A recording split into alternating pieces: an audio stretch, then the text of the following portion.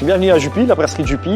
Nous sommes une des 5 brasseries d'abbaye InBev en Belgique, fondée en 1853. Donc tout a commencé avec la famille Pied-de-Bœuf qui a lancé la brasserie Pied-de-Bœuf il y a 150 ans d'ici. Et nous voilà toujours aujourd'hui comme une des brasseries principales dans le réseau de brasseries abbaye InBev en Europe. Donc nous brassons différentes bières ici, la Corona, la Leffe, mais bien sûr et principalement la Jupiler. La marque préférée des Belges, la bière préférée des Belges.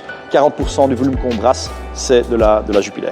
Donc quelques chiffres sur notre brasserie. Nous avons une capacité maximum de 5 millions d'hectolitres annuellement. Donc vite calculé, ça représente 2 milliards de bières 25 centilitres que nous pouvons brasser ici annuellement.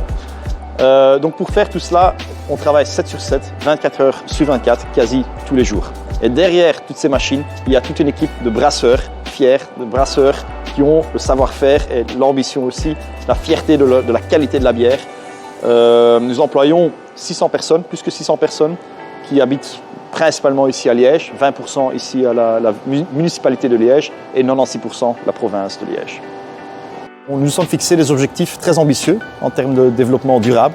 Donc nous avons l'ambition d'ici 2028 de devenir une brasserie entièrement net zéro carbone, donc en réduisant, en mettant en place des initiatives pour réduire notre consommation d'énergie.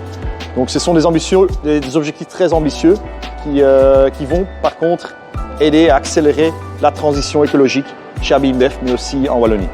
Maintenant, pour pouvoir réaliser cela, nous avons aussi besoin un peu de l'aide, un plan d'action ou une feuille de route, je vais dire, du gouvernement qui peut nous aider, orienter, pas que nous de nouveau, mais aussi les autres entreprises pour aller dans la bonne direction et pour accélérer cette transition écologique vers une économie qui est neutre en carbone.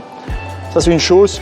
Deuxièmement, ce qui pourrait aussi faciliter cet exercice et ces investissements, la vitesse, l'agilité de cet investissement, c'est de revoir le délai de délivrance des permis.